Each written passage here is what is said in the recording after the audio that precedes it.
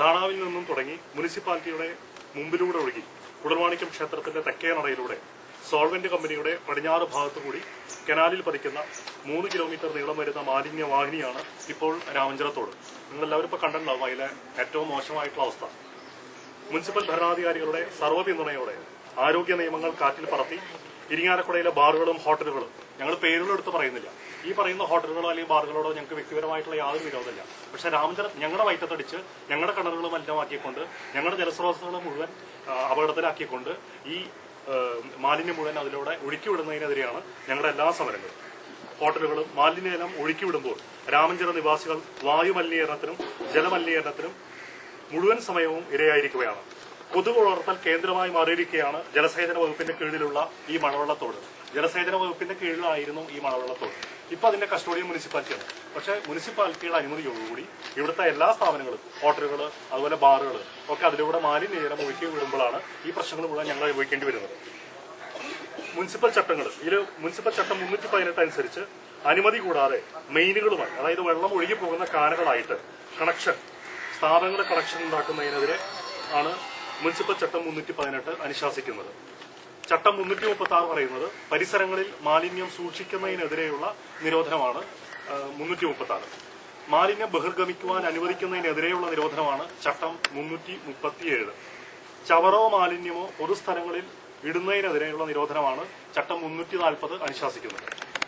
ചവറോ മാലിന്യങ്ങളോ വിസർജ്യ വസ്തുക്കളോ ജലാശയങ്ങളിലും ജലസ്രോതസ്സുകളിലും നിക്ഷേപിക്കുന്നതിനെതിരെയുള്ള നിരോധനമാണ് ചട്ടം 320A അനുശാസിക്കുന്നത്.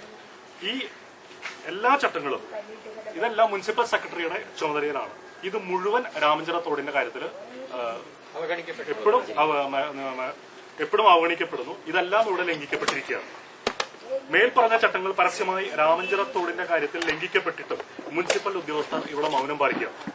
കഴിഞ്ഞ 6 വർഷങ്ങളായി, കഴിഞ്ഞ ഒരു 6-7 വർഷങ്ങളായിട്ടുണ്ട് പേഷ്ക road association, Gayathri road association, Thekkenada residence association, ഇത് കൂടാതെ പല വ്യക്തികളും ഒറ്റയ്ക്കും അതുപോലെ തന്നെ കൂട്ടായിട്ടും ഞങ്ങൾ പല നിലയ്ക്ക് മുനിസിപ്പൽ ഓഫീസിൽ കയറി ഇറങ്ങുന്നുണ്ട് ഈ മാലിന്യത്തിനെതിരെ. പലപ്പോഴായിട്ട് പല നൂറുകണക്കിന് അപേക്ഷകൾ ഈ മാലിന്യ വിരുദ്ധ സമിതിയുടെ പേരിലും അല്ലാണ്ടും വ്യക്തികൾ ഒറ്റയ്ക്കും അവരവരുടെ വീടുകളുടെ പ്രശ്നങ്ങളും എല്ലാം ചൂണ്ടിക്കാട്ടിക്കൊണ്ട് അനവധി കത്തുകൾ മുനിസിപ്പാലിറ്റിയുടെ മുമ്പിൽ അവിടെ എത്തിയിട്ടുണ്ട്. ഇരിങ്ങാലക്കുട നഗരസഭയിൽ രാമഞ്ചിറ തോട്ടിലെ മലിനീകരണത്തിനെതിരെ പരാതി കൊടുത്തുകൊണ്ടിരിക്കുന്നു. തോടിന്റെ അടുത്തുള്ള ജലസ്രോതസ്സുകളെല്ലാം പൂർണ്ണമായും മലിനീകരണമാക്കപ്പെട്ടു കഴിഞ്ഞിരിക്കുന്നു. വേനൽക്കാലത്ത് ഇപ്പോ കുറച്ച് മഴ പെയ്യുന്ന സമയത്ത് കുറച്ച് ഒലിച്ചു പോകും. പക്ഷെ അവസാനം ഉണ്ടാവുന്നത് വേനൽക്കാലത്ത് മാലിന്യം മുഴുവൻ അട്ടിയായി കട്ട പിടിച്ച് അടഭാഗത്തിലാണ് ഇവിടെ കിടക്കുന്നത്. നമ്മൾ വേനൽക്കാലത്ത് വന്ന ഒന്നുകൂടി കുറച്ചുകൂടി ഒരു മാസം കഴിഞ്ഞാൽ ഇതിനേക്കാളും അങ്ങേയറ്റം മോശമായിട്ടുള്ള അവസ്ഥയിൽ ഇത് മുഴുവൻ വരണ്ട്, ഇത് അങ്ങേയറ്റം ഏറ്റവും കട്ടയായിട്ട് ഇവിടെ കിടക്കുന്നത് നമുക്ക് കാണാൻ സാധിക്കും. അതിന്റെ കല്ലും അതിൽ നിന്നും വരുന്ന ദുർഗന്ധം ഒരിക്കലും നമുക്ക് സഹിക്കാൻ പറ്റാത്ത രീതിയിലാക്കി കഴിഞ്ഞു. രാത്രി 11 മണിക്കും 5 മണിക്കിടയ്ക്ക് ഹോട്ടലുകൾ അവരുടെ ബാത്റൂം വേസ്റ്റ്, വിസർജ്യ വസ്തുക്കളും മലവും മൂത്രവും ചില സമയത്ത് ഇതിലൂടെ വിടുന്നുണ്ട്. പമ്പ് ചെയ്ത് വിടുകയാണ് എല്ലാവരും. അതും ഏറ്റവും കൂടുതൽ വല്ലാത്ത ഒരു അവസ്ഥ ഇവിടെ സൃഷ്ടിക്കുന്നുണ്ട്. ഈ അനീതിക്കെതിരെ ഒരു ചെറുവിരലനക്കാൻ പോലും തയ്യാറല്ലാത്ത മുനിസിപ്പൽ ഉദ്യോഗസ്ഥർ, അവർക്കെതിരെ ഈ രാമഞ്ചിറ മാലിന്യ വിരുദ്ധ സമിതി ഉചിതമായ നിയമ നടപടികൾ എടുക്കുവാൻ തീരുമാനിച്ചിരിക്കുകയാണ്. അതല്ലാതെ ഇനി നമുക്ക് സഹിക്കാവുന്നതിനപ്പുറമായിട്ട് കഴിഞ്ഞു കൊടുത്ത അവസ്ഥകൾ. മാലിന്യം ഒഴുക്കിവിടുന്ന സ്ഥാപനങ്ങളെല്ലാം എല്ലാവരും പറയുന്നത് മുനിസിപ്പാലിറ്റി പറയുന്നതിനനുസരിച്ചാണ് പ്രവർത്തിക്കുന്നതെന്നും ഇനിയും പ്രവർത്തിക്കാൻ തയ്യാറാണെന്നുമാണ്. കേരള ഹൈക്കോടതി പൊതുസ്ഥലങ്ങളിൽ മാലിന്യം നിക്ഷേപിക്കുന്നത് കുറ്റകരമായിട്ട് പ്രഖ്യാപിച്ചിട്ടുണ്ട്.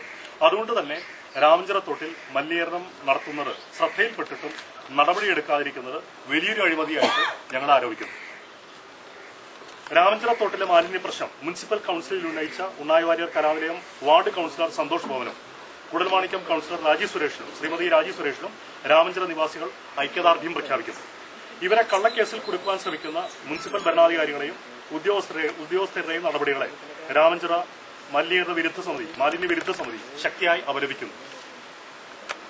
നാളെ നടക്കാൻ പോണ ഐക്യദാർഢ്യ സദസ്സിൽ ജയരാജ് വാര്യരോടൊപ്പം സ്വാതന്ത്ര്യ സമര സേനാനിയായ KP പോളി, മുരിയാട് കായൽ കർഷക സമര നേതാവ് Varghese Thodupparambil, SNDP taluk union president Binu, BJP Thrissur ജില്ലാ president advocate B Gopalakrishnan, KPMS ജില്ലാ secretary V Babu, Sangama Dharmasamithi secretary E Appu Menon, Yogakshema Sabha ജില്ലാ സെക്രട്ടറി KD ദാമോദരൻ നമ്പൂതിരി, തപസ്യ ജില്ലാ സെക്രട്ടറി CC സുരേഷ്, വാര്യർ സമാജത്തിന്റെ ശ്രീ വേണുഗോപാൽ തുടങ്ങിയ വിവിധ സംഘടനകളുടെ നേതാക്കൾ ഇതിൽ പങ്കെടുക്കുന്നതായിരിക്കും.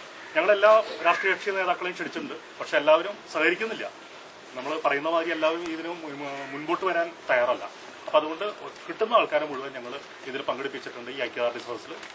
എല്ലാ മാധ്യമ സുഹൃത്തുക്കളുടെയും പിന്തുണ നാളത്തെ ഈ ഐക്യദാർഢ്യ സദസ്സിനും ജയരാജ് വാര്യരുടെ പ്രസംഗവും അതൊക്കെ റെക്കോർഡ് ചെയ്യാനും ടെലിവിഷനിൽ കാണിക്കാനും പത്രങ്ങളിൽ എഴുതാനും നിങ്ങളെല്ലാവരെയും എല്ലാവരുടെയും സഹകരണം ഞങ്ങൾ പ്രതീക്ഷിക്കുന്നു.